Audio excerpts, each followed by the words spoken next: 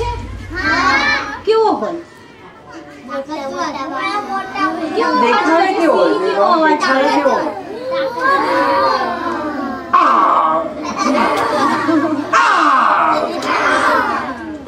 અને સિંહ કોણ હોય? જંગલનો રાજા. એની સામે કોઈ પણ આવે તો શું કરે? આમાં શું હોય? પંજામાં શું હોય? શેનાથી બને? અને દાંત કેવા હોય એના? તો વાર્તા સાંભળીશું આપણે. એ સિંહની જ વાર્તા છે, પણ એ સિંહનું નામ છે મદોદકટ. મદોદકટ. મદોદકટ સિંહની વાર્તા. વાર્તા. એક જંગલ હોય છે. એ જંગલમાં ઘણા બધા પ્રાણીઓ રહેતા હોય છે. કોણ કોણ રહે જંગલમાં? પછી વાંદરો, પછી જીરાફ, કાચબો, ઘુવડ, સસલું, પછી હરણ, વાઘ. તો હા, બધા ઘણા બધા પ્રાણી રહેતા. ઊંટ રહેતો રહે છે જંગલમાં. વિચાર કરવો પડશે. ઊંટ રહે જંગલમાં. આમાં દેખાયું મગર. તો એ જંગલમાં બધા પ્રાણીઓ રહેતા હોય છે. મગર પણ, ભેડિયો બધા જ રહે. શિયાળ પણ રહે, ગેંડો પણ રહે કે નહીં? હા, સાપ પણ રહે. તો એવી રીતે બધા પ્રાણીઓ હળી મળીને રહેતા હોય છે. હવે આ મદોદકટ જે સિંહ હોય છે ને, એ જંગલનો રાજા હોય છે. અને એના સેવક હોય છે 3. ગેંડો, કાગડો. એમાં ખોવાઈ ગયો છું, તો હવે શું કરું? પેલા સેવક હોય છે ને, એમને લાગે છે ચાલો ચાલો શિકાર મળી ગયો, આને મારી નાખીએ અને રાજા આપણે શિકાર કરી લઈએ અને ખાઈ લઈએ. પણ મદોદકટ રાજા શું કહે છે? સિંહ રાજા કે ના, એ આપણી જંગલમાં આવ્યો છે તો એને હું ખાવાનું નથી. એ ઊંટને બોલાવે છે અને કહે છે કે જો તમે અહીંયા આરામથી રહો, હવે તમે શહેરની બાજુમાં જતા જ રહીને આ જંગલમાં રહો, પેટ ભરીને ઘાસ ખાઓ. હું તમને અભય વચન આપું છું, તમને જંગલમાં કોઈ ત્રાસ નહીં આપે, તમને જંગલમાં કોઈ મારશે પણ નહીં. તમે મારી સાથે રહેજો અને મજા કરજો. ઊંટને તો મજા પડી જાય છે. હવે એને રસ્તો તો યાદ નથી હોતો. જંગલમાં રહેવાનું, લીલાછમ ઝાડના પાન ખાવાના, લીલું લીલું ઘાસ ખાવાનું, ઝરણાનું મીઠું મીઠું પાણી પીવાનું. આહાહા, કેવી મજા! અહીંયા શહેરમાં તો ઘાસ મળે જ નહીં. ઝાડના પાન ખાવા મળે, સૂકું ઘાસ મળે. તો એને તો જંગલમાં રહેવાની મજા પડી ગઈ. હવે એક દિવસ શું થાય છે કે સિંહ રાજાને તરસ લાગી. કરો ને, વાંધો નહીં. તો આ લોકો 3 જણ છે ને, મનમાં ને મનમાં આઈડિયા કરે છે. અને પેલા કાગડો જાય છે રાજા પાસે અને કહે છે, રાજાજી રાજાજી, તમે કેટલા બધા દિવસથી ભૂખ્યા છો, કશું જમ્યા નથી, ખાધું નથી, તમને વાગ્યું છે, હું તમારો સેવક છું ને, તો એક કામ કરો ને, તમે મને ખાઈ લો, તમારી ભૂખ ભાંગશે. હું તમારો સેવક છું, હું તમારી સેવા કરું તો મને કેટલું બધું પુણ્ય મળશે. તો પછી ગેંડો આવે છે. ગેંડો કહે છે, ના ના રાજાજી, એવું નહીં નહીં નહીં, તમે મને ખાઈ લો ને. શિયાળ કહે છે, ઉભા રહો ગેંડાભાઈ, તમારા પછી મારો વારો છે, હું આવું છું પહેલા. જો શિયાળભાઈ કહે છે, રાજાજી, આ તો કેટલો નાનો કાગડો છે, આટલો નાનો છે, એને ખાશો તો તમારું પેટ પણ નહીં ભરાય. ભરાય? સિંહનું પેટ કેટલું મોટું? આટલું. અને કાગડાભાઈ કેટલા હશે? આટલા. તો તમારું પેટ જ નહીં ભરાય. તો તમે મને ખાઈ લો ને, હું તો મોટો છું, તો મને ખાઈ લો. તો ગેંડો કહે છે, ના ભાઈ શિયાળભાઈ, તમે તો હજી નાના છો, કાગડો આટલો, તમે આટલા, તમને ખાશે ને તો પણ પેટ નહીં ભરાય.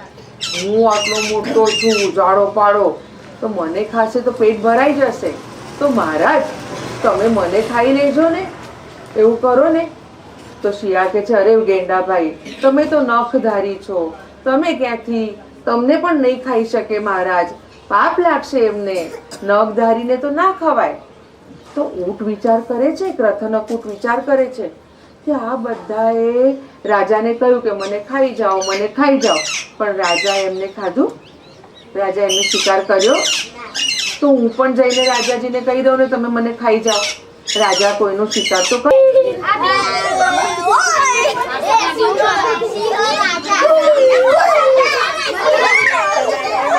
આ કબૂતરની આંખ પડી ગઈ બિચારાની. જો આ છે ને હાથમાં પહેરવાનું આમ,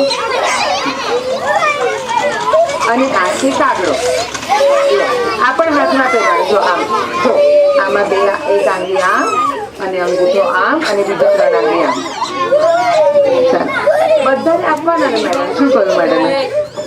હા ને, બધાને આપવાના. ચાલો હવે આપણે વાર્તા શરૂ કરીએ. હા ને, ચાલો.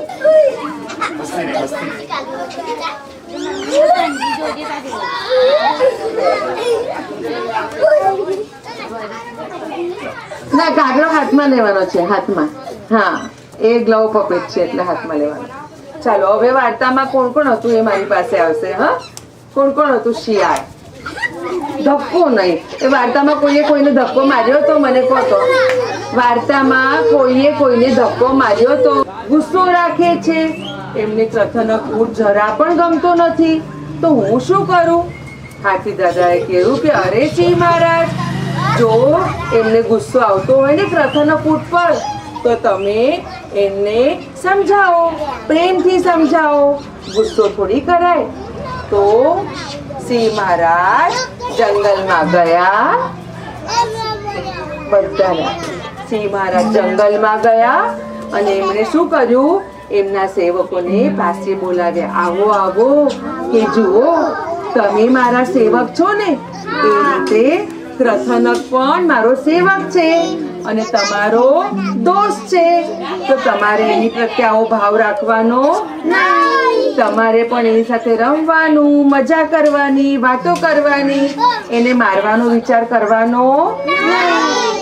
જેમ આપણે શાળામાં ભણીએ અને શાળામાં કોઈ નવું આવે, વિદ્યાર્થી બાળક આવે, તો આપણે ઝઘડો કરીએ એની સાથે? કઈ ના કરીએ ને, આપણે દોસ્ત બની જઈએ. નદીએ નાવા જાઓ, જવા દેવાય? કબૂતરના પપ્પા બોલ્યા ઘુ ઘુ ઘુ.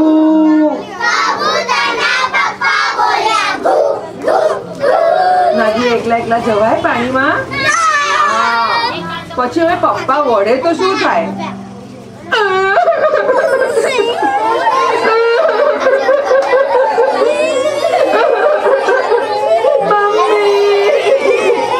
કબૂતર તો રોયું,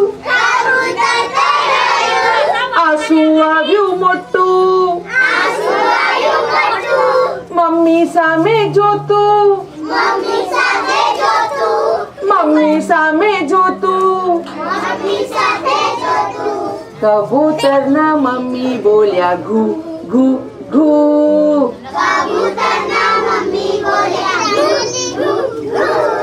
કબૂતરના મમ્મી બોલ્યા ઘુ ઘુ ઘુ. કાઢીએ લપે,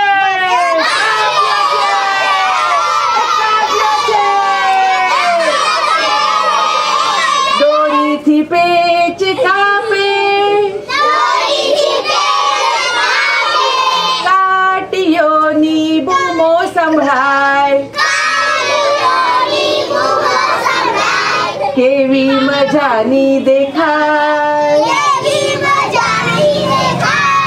કેવી મજાની દેખાય. પતંગ મારી કેવી મજાની દેખાય. ગમ્યું? ઉત્તરાયણમાં યાદ કરીને ગાશો? ગીત પણ યાદ કરજો ને મને યાદ કરશો.